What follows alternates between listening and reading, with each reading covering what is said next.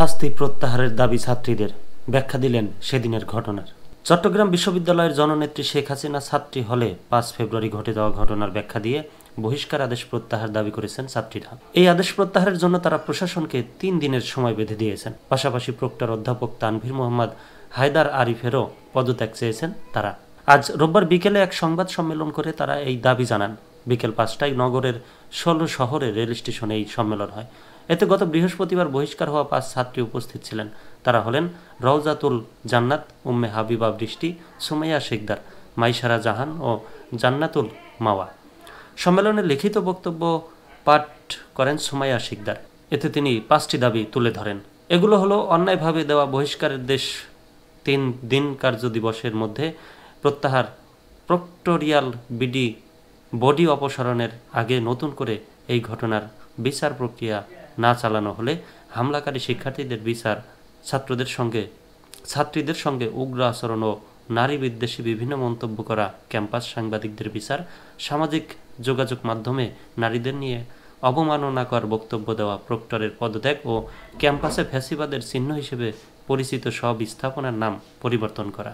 সংবাদ সম্মেলনে ছাত্রীরা জানান, গত 5 ফেব্রুয়ারি রাতে হলের সামনে একদল শিক্ষার্থী ভাঙচুর করতে আসে।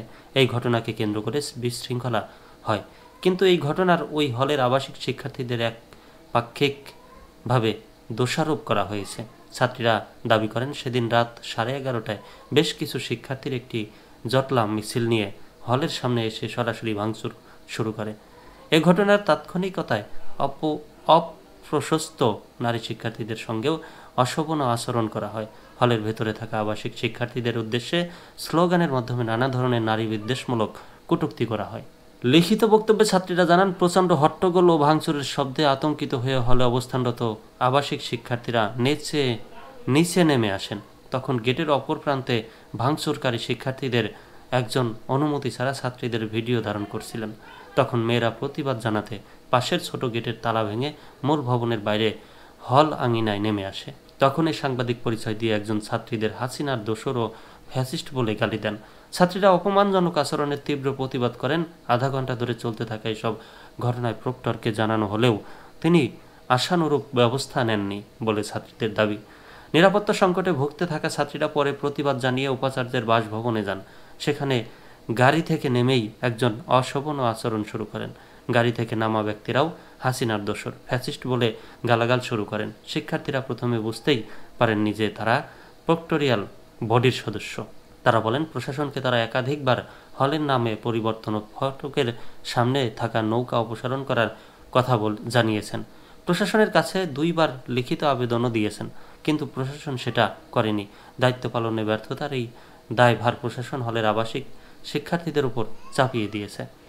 প্রশাসন ব্যর্থ হয়েছে উল্লেখ করে সংবাদ সম্মেলনে ছাত্রীরা জানান, প্রশাসন ছাত্রীদের হল এলাকার নিরাপত্তা নিশ্চিত করতে ব্যর্থ হয়েছে।